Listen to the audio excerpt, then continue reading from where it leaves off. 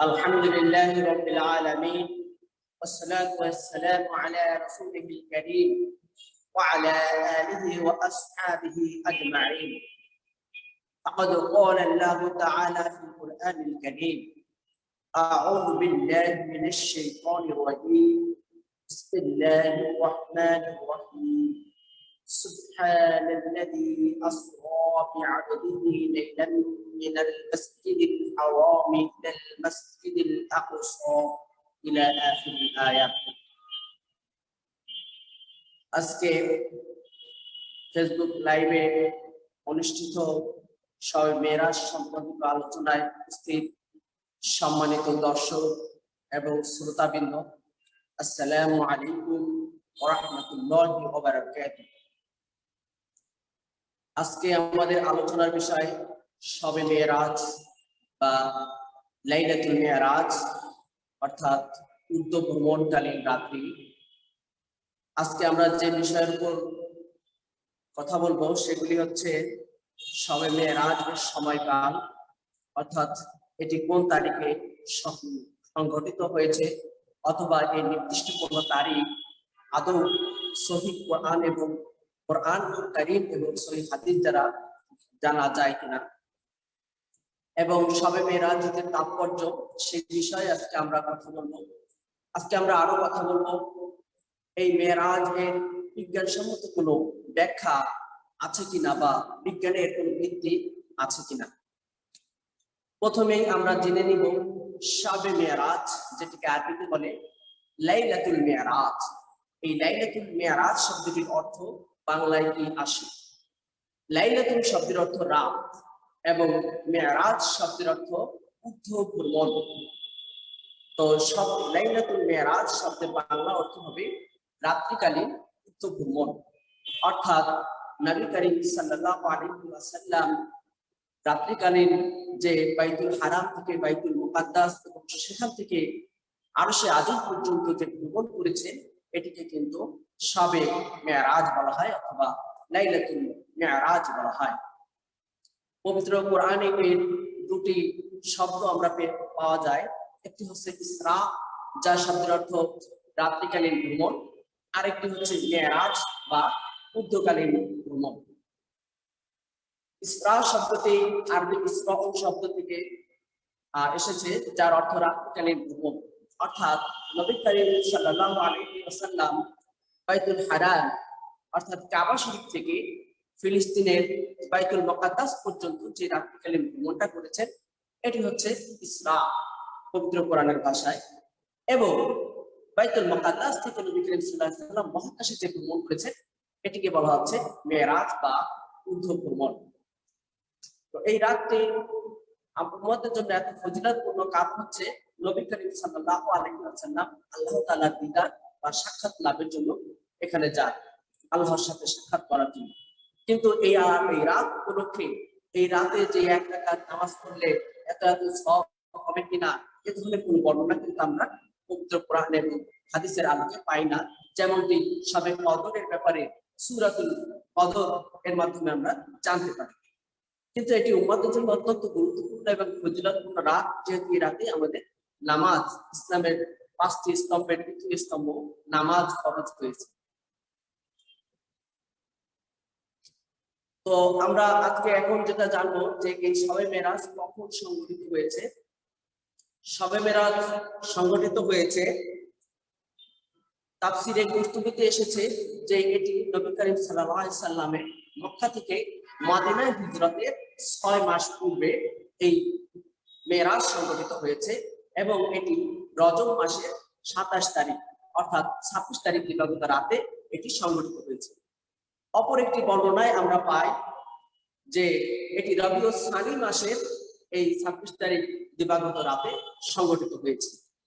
কিন্তু পবিত্র কোরআন এবং সহিহ হাদিসের আলোকে আমরা কিন্তু এই নির্দিষ্ট কোনো দিন অথবা তারিখ জানতে পারি না, এবং এটি কিন্তু উম্মতের জন্য জরুরিও নয়, কারণ এই রাতকে ঘিরে বিশেষ কোনো ইবাদত বা বিশেষ কোনো আমলের কথা কিন্তু সহিহ হাদিস বা কোরআনে নেই। বরং এই রাত থেকে আমাদের যে শিক্ষা, নবী করিম সাল্লাল্লাহু আলাইহি ওয়াসাল্লাম মহান আল্লাহ তাআলার কাছ থেকে যে পুরস্কার নিয়ে এসেছেন, এই নামাজ নিয়ে এসেছেন, এই নামাজ আদায় করা, সমাজে এটি কায়েম করা, এটি হচ্ছে আমাদের জন্য এই রাতের মূল শিক্ষা। এজন্য আমাদেরকে অবশ্যই এই শিক্ষাটা গ্রহণ করতে হবে। এবং এই রাতটি এত তাৎপর্যপূর্ণ এবং ফজিলতপূর্ণ হওয়ার যে কারণ, সেটি হচ্ছে নবী করিম সাল্লাল্লাহু আলাইহি ওয়াসাল্লাম এই উর্ধ্ব আকাশ ভ্রমণ করে উম্মতের জন্য যে পুরস্কারটি নিয়ে এসেছেন, সেটি হলো এই নামাজ, যেটিকে হাদিসে বলা হয়েছে আস-সালাতু মি'রাজুল মুমিনিন, অর্থাৎ নামাজ হচ্ছে মুমিনের জন্য মেরাজ রূপ। এবং এটি নবী করিম সাল্লাল্লাহু আলাইহি ওয়াসাল্লামের কিন্তু একটি শ্রেষ্ঠ মুজিজা। নবী করিম সাল্লাল্লাহু আলাইহি ওয়াসাল্লামের অসংখ্য মুজিজা রয়েছে, যার মধ্যে পবিত্র কোরআন কিন্তু প্রধান মুজিজা। এবং নবী করিম সাল্লাল্লাহু আলাইহি ওয়াসাল্লামের যে মুজিজায়ে হিসিয়া এবং মুজিজায়ে হাকিয়া, মুজিজার যে দুটি প্রকার রয়েছে, এই মুজিজায়ে হিসিয়া এর শ্রেষ্ঠ মুজিজা কিন্তু এই শবে মেরাজ। আর মুজিজায়ে আকিয়ার মধ্যে যেটি প্রধান মুজিজা, সেটি হচ্ছে পবিত্র কোরআনুল কারীম।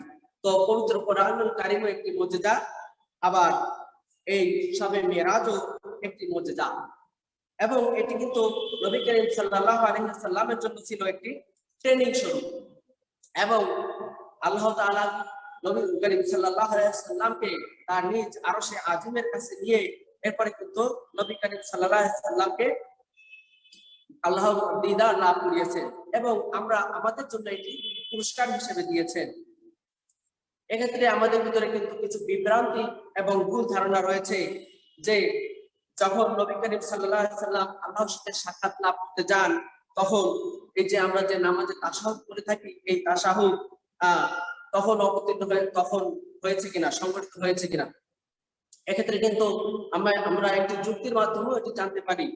যখন জিবরাইল আলাইহিস সালাম নবী সাল্লাল্লাহু আলাইহি ওয়াসাল্লামকে বললেন যে এরপরে আমি আর এক চুলো সামনে এগোতে পারবো না, এরপরে কিভাবে সেখানে জিবরাইল যেখানে আর পৌঁছতে পারে না, সেখানে কিভাবে অন্যান্য ফেরেশতারা পৌঁছলেন, সেক্ষেত্রে কিন্তু এই তাশাহুদটি যে তখন সংগঠিত হয়েছে, এটি কিন্তু কোনো সহিসম্মত ব্যাখ্যা নয়।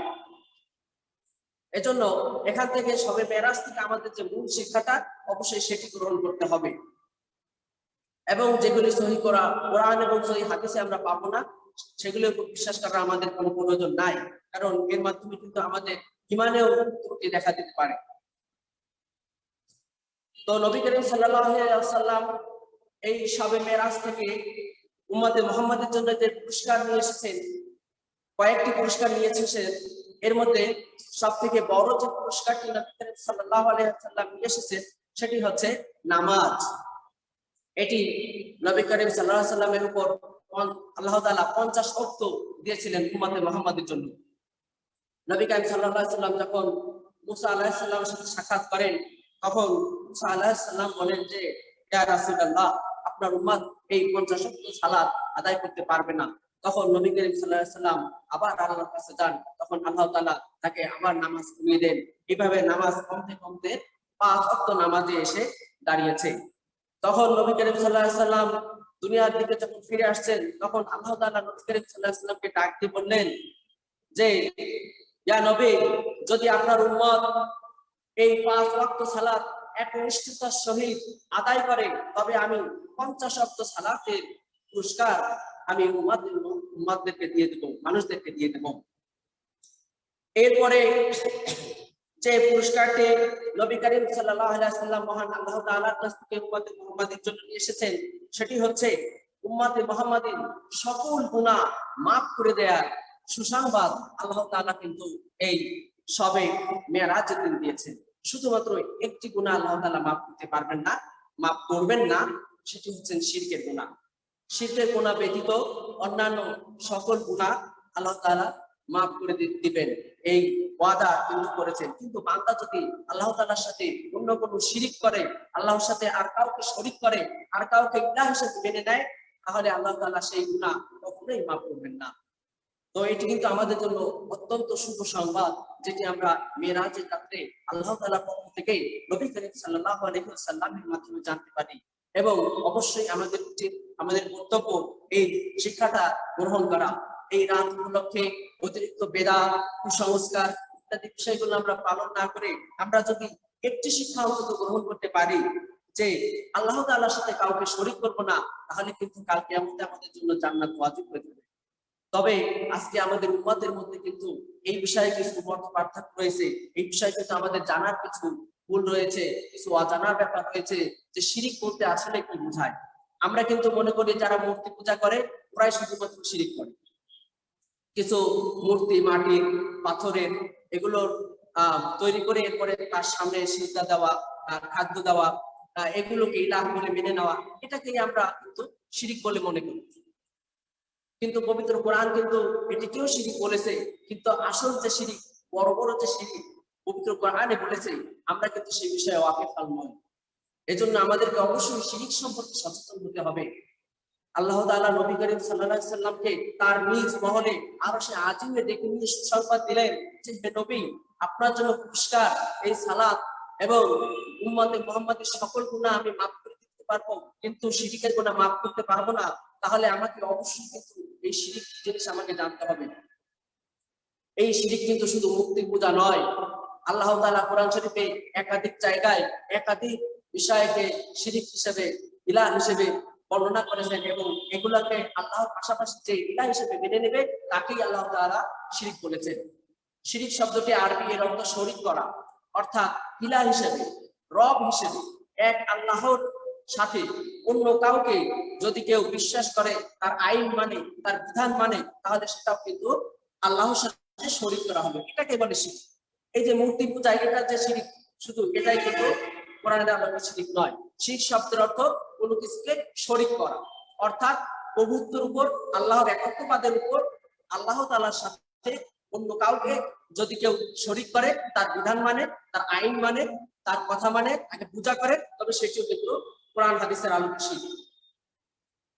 সেক্ষেত্রে এই আসল বড় বড় শিরকগুলা থেকে কিন্তু আজকে আমরা বেঁচে থাকতে পারছি না। পবিত্র কোরআনে নফসকেও শিরক বলা হয়েছে। যারা নফসের তাবেদারি করে, নফসের কথা মেনে চলে, নফসের আইন পালন করে, সেটাও কিন্তু পবিত্র কোরআনে শিরক বলা হয়েছে। শুধু যে মূর্তি পূজাই শিরক এটা কিন্তু নয়।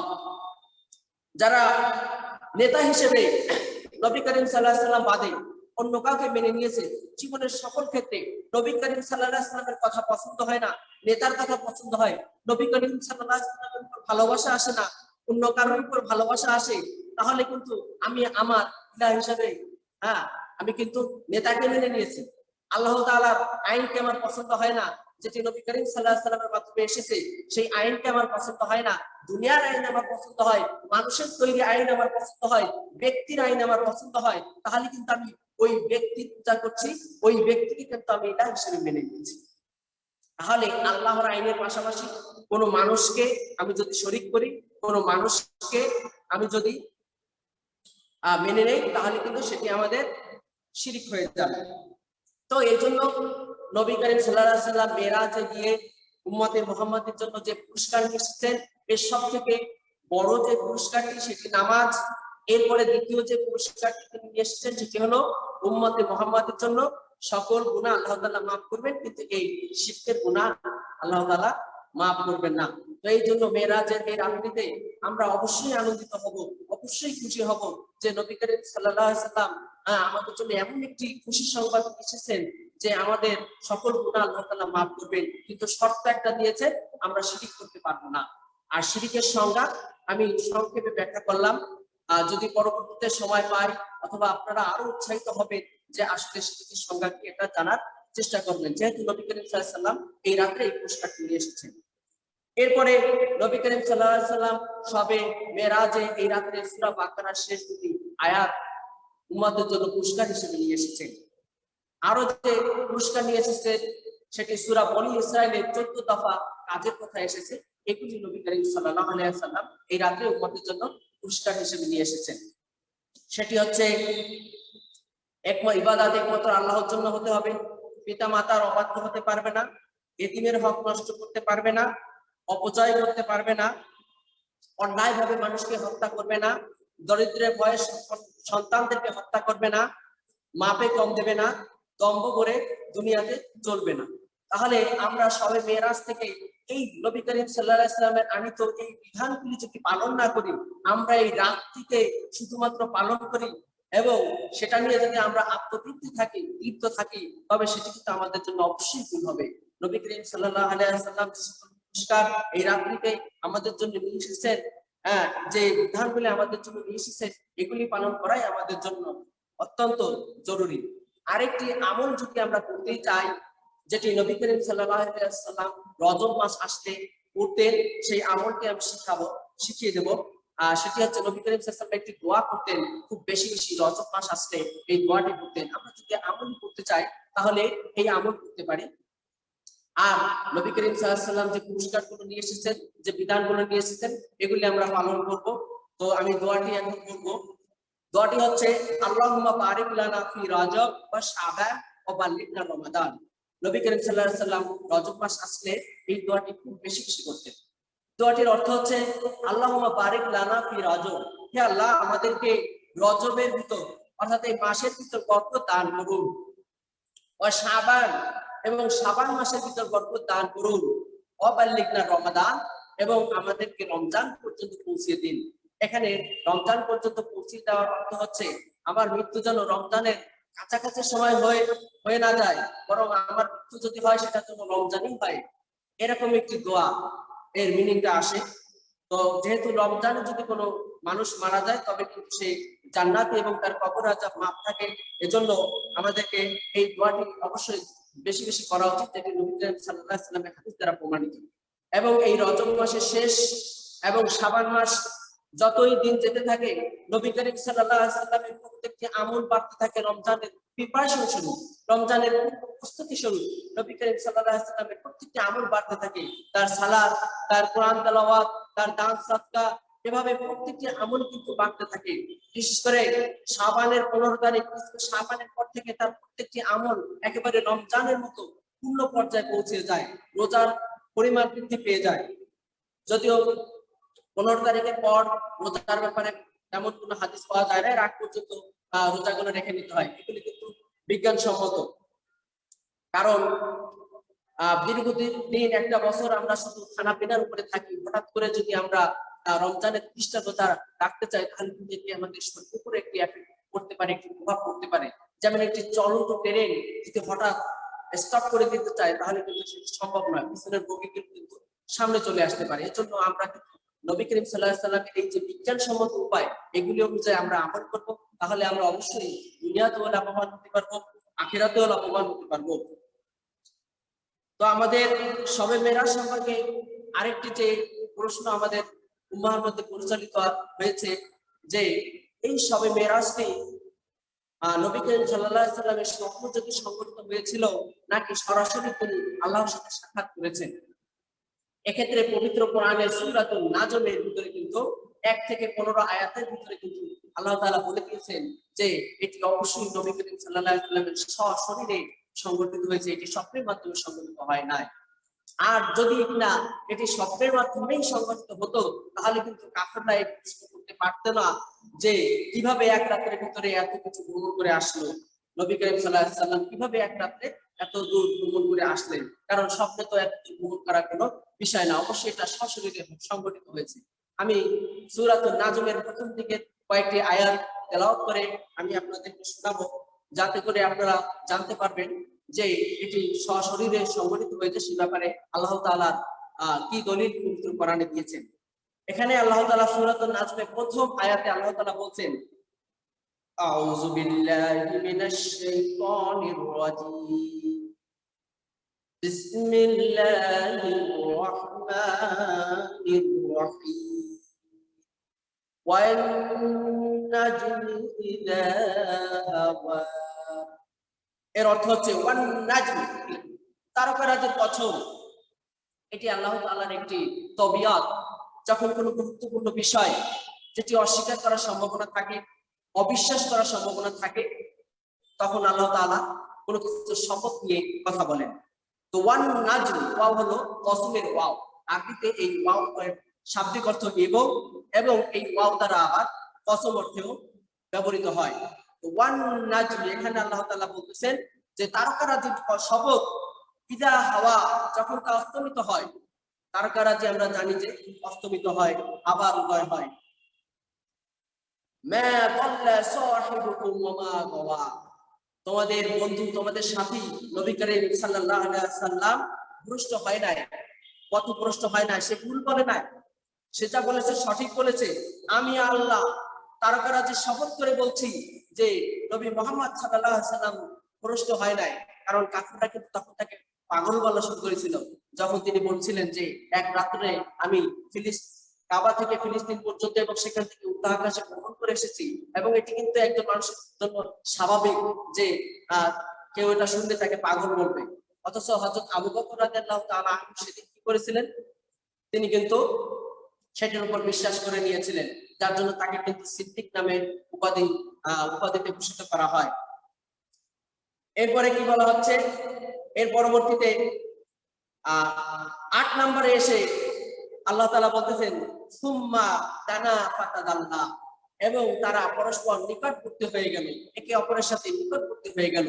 ফাকানা কাবা কাউসাইনি আও আদনা, এবং তারা এত নিকটবর্তী হয়ে গেল যে তাদের মাঝে একটি ধনু অথবা অর্ধধনুকের ব্যবধান ছিল। তাহলে সবে মেরাজে নবী করিম সাল্লাল্লাহু আলাইহি ওয়াসাল্লাম যে ভ্রমণ করেছেন এবং আল্লাহ তাআলা দিদার লাভ করেছেন, এটি কিন্তু পবিত্র কোরআন দ্বারা প্রমাণিত।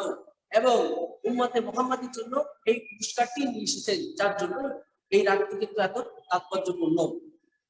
কারণ মানুষ যখন সিজদার মধ্যে যাবে তখন কিন্তু সে আল্লাহ তাআলার এইভাবে অতি নিকটবর্তী অবস্থান করবে।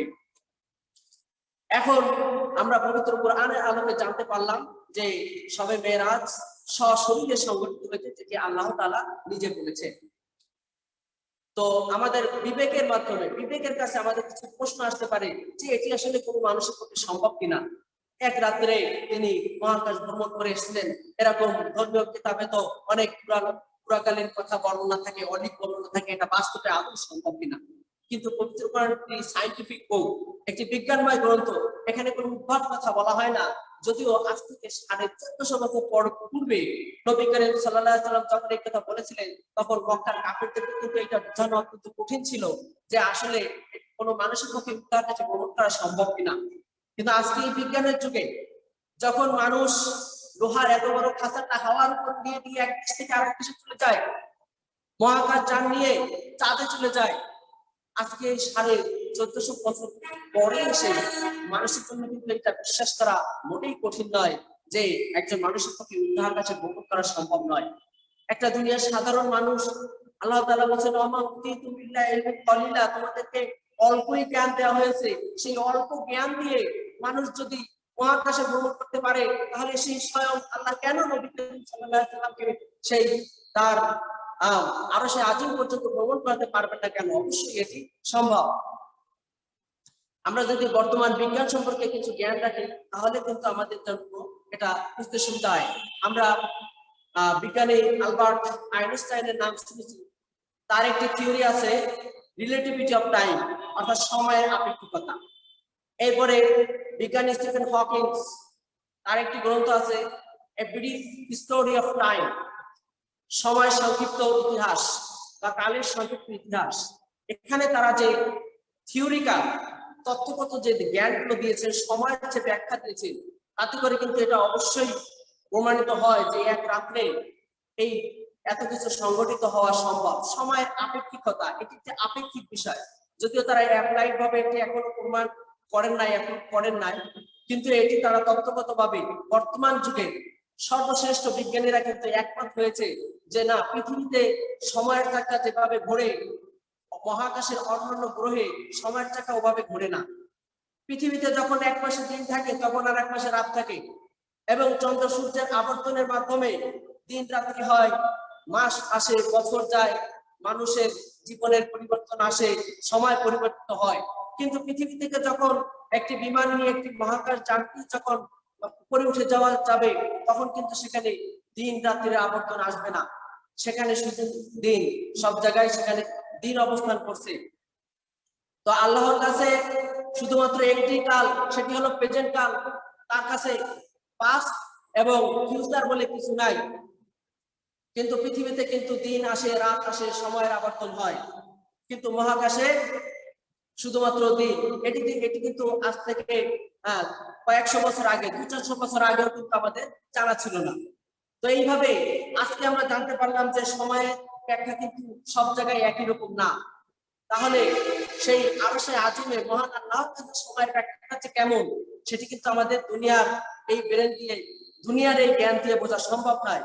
যদিও বিজ্ঞানের আলোকে কিছু কিছু আমরা কিন্তু আজকে অনুধাবন করতে পারছি, যেটি 1400 বছর আগে কিন্তু অনুধাবন করাটা অনেক কঠিন ছিল। এরপরে একজন ব্যক্তি যখন মহাকাশ ভ্রমণে যায় তখন তাকে একটি বিশেষ ধরনের পোশাক পরতে হয়। নবী করিম সাল্লাল্লাহু আলাইহি ওয়াসাল্লাম যখন মহাকাশে গিয়েছেন তখন কিন্তু জান্নাতি পোশাক পরে তিনি এই উদ্যোগ ভ্রমণ করেছেন। এরপরে যখন মহাকাশে যেতে হয় একটি মহাকাশ যানের প্রয়োজন হয়। নবী করিম সাল্লাল্লাহু আলাইহি ওয়াসাল্লাম যখন এই ভ্রমণ করেন তখন কিন্তু জান্নাত থেকে বুরাক নামক একটি বাহনে নবী করিম সাল্লাল্লাহু আলাইহি ওয়াসাল্লাম কিন্তু এই ভ্রমণটি করেছেন। এভাবে বিজ্ঞানের প্রত্যেকটি বিষয়ের সাথে আমরা মিল করে দেখতে পারবো যে অবশ্যই এটি বিজ্ঞানসম্মত এবং এটি বাস্তবে সশরীরে হওয়া সম্ভব। তো এই জন্য আসুন আমরা এই মেরাজ নিয়ে কোনো দ্বিধা সংশয় সন্দেহের ভিতর না থাকি। এটি অবশ্যই নবী করিম সাল্লাল্লাহু আলাইহি ওয়াসাল্লাম সশরীরে ভ্রমণ করেছেন, এটি সত্য। কিন্তু এই উপলক্ষে এই দিকটিকে কেন্দ্র করে আমরা যেন কোনো কুসংস্কার বেদাত আমলে লিপ্ত না হই, বরং নবী করিম সাল্লাল্লাহু আলাইহি ওয়াসাল্লাম এই রাত্রে যে পুরস্কারগুলি, যে সুসংবাদগুলি আমাদেরকে নিয়ে এসেছেন, আমরা যেন সেগুলি আমাদের জীবনে পালন করে আমরা ইহকালে এবং পরকালে সফলতা অর্জন করতে পারি। আল্লাহ তাআলা আমাদেরকে সেই তৌফিক দান করুন। আবার এতক্ষণ আমাদের আলোচনা ধৈর্য ধরে শোনার জন্য সবাইকে অসংখ্য ধন্যবাদ দিয়ে আজকে আমাদের আলোচনা এখানেই শেষ করব। তার আগে আমি কিছু প্রশ্ন, আপনাদের কোনো প্রশ্ন থাকলে আমি সেই প্রশ্নগুলোর জবাব দেবো। আমি দেখতে পাচ্ছি আপনারা প্রশ্ন করেছেন যে সবে মেরাজ উপলক্ষে স্পেশাল কোনো রোজা এবং নামাজ আছে কিনা। আসলে পবিত্র কোরআন এবং হাদিসে সবে মেরাজ উপলক্ষে অতিরিক্ত কোনো নফল ইবাদত আছে কিনা এ ব্যাপারে সহিহ কোনো বর্ণনা পাওয়া যায়নি। তবে নবী করিম সাল্লাল্লাহু আলাইহি ওয়াসাল্লাম রমজানের প্রস্তুতি স্বরূপ রোজা কিন্তু তিনি রজব মাস থেকে এবং শাবান মাসে 15 তারিখ পর্যন্ত অতিরিক্ত রোজাগুলো করতে শুরু করতেন। তো এই জন্য আমাদেরকে অবশ্যই এখন থেকেই রোজার প্র্যাকটিস শুরু করতে হবে রমজানের পূর্বে। আমি যে একটু আগে এর ব্যাখ্যাও দিয়েছি, এই রোজাগুলো আমাদের পালন করতে হবে। রমজানের প্রস্তুতি শুরু আমাদের নামাজ, রোজা, দান, সাদকা এগুলো প্রত্যেকটি আমল আমাদেরকে বাড়িয়ে দিতে হবে। কিন্তু শুধুমাত্র এই রাতটিকে কেন্দ্র করে বিশেষ কোনো নামাজ এবং এই দিনটিকে কেন্দ্র করে বিশেষ কোনো ফজিলাতের বর্ণনা কিন্তু সহিহ হাদিসে পাওয়া যাচ্ছে না। তাই আমরা এই রাতটিকে নিয়ে কোনো বেদাত বা সংস্কারে লিপ্ত না হয় অবশ্যই নবী করিম সাল্লাল্লাহু আলাইহি ওয়াসাল্লামের যে বাস্তব পদ্ধতি ছিল সেই পদ্ধতিতে আমরা আজকে থেকে আমাদের নামাজ, রোজা এগুলো আমরা করার চেষ্টা করব। আমাদের আরেকটি প্রশ্ন আছে, বুরাক নামক যে বাহনটিতে নবী করিম সাল্লাল্লাহু আলাইহি ওয়াসাল্লাম ভ্রমণ করেছেন, এটি সম্পর্কে জানতে চেয়েছেন আপনারা।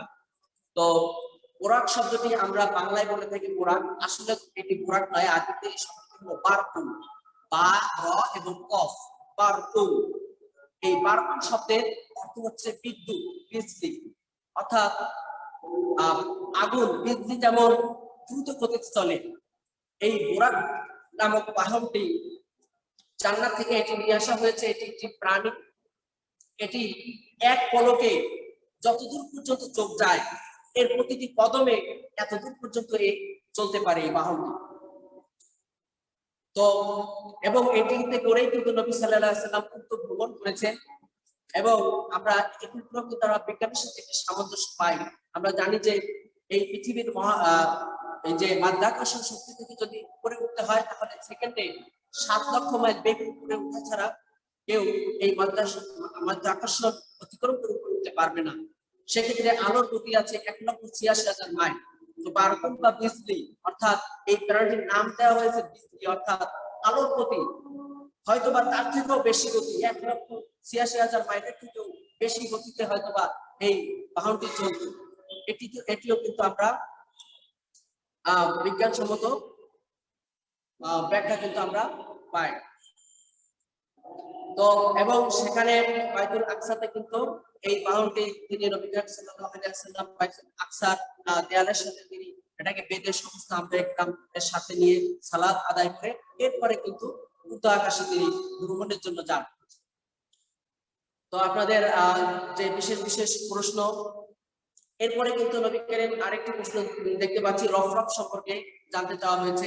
নবী করিম সাল্লাল্লাহু আলাইহি ওয়াসাল্লাম কিন্তু তার উর্দু আকাশ ভ্রমণ কিন্তু শুধুমাত্র এই বারকুল বরাক নামক বাহনের উপরে যায় নাই, এরপরে তিনি আরেকটি বাহনে গিয়েছেন, সেটি হলো রফরফ, সেটিকে বলা হয়। এটিতে করে নবী করিম সাল্লাল্লাহু আলাইহি ওয়াসাল্লাম তার পরবর্তী ভ্রমণ সম্পন্ন করেন। এটি কিন্তু বিজ্ঞানের সাথে একটি মিল আছে। আমরা যখন দেখি যে মহাকাশে কোনো রকেট ক্ষেপণ করি, এরও কিন্তু দুইটা পার্ট থাকে। একটি অংশ তাকে নির্দিষ্ট স্তর পর্যন্ত উঠিয়ে দেয়, এরপরে বাকি অংশ উপরে উঠে যায়। তো নবী করিম সাল্লাল্লাহু আলাইহি ওয়াসাল্লামকে যখন মহাকাশে ভ্রমণ করানো হয়, তখনও কিন্তু তাকে দুইটি বাহনে করে, একটি বরাক এবং একটি রফরফ, দুইটি বাহনে করে দুইটি স্টেপে কিন্তু তাকে ভ্রমণ করানো হয়। এভাবে আমরা নবী করিম সাল্লাল্লাহু আলাইহি ওয়াসাল্লামের এই মেরাজের সাথে বিজ্ঞানের অনেক সম্পর্ক দেখতে পাই। তো আপনারা যে সমস্ত প্রশ্ন করলেন, আমি এগুলি বিজ্ঞানসম্মত ব্যাখ্যা আপনাদেরকে প্রদান করলাম, এবং এর মধ্যে যদি কোনো আমাদের ভুল ত্রুটি হয়ে থাকে অবশ্যই আল্লাহ তাআলা আমাদের মাফ করবেন, এই আশা কামনা করি। এবং আমি আজকের আলোচনা এ পর্যন্তই শেষ করতে চাচ্ছি।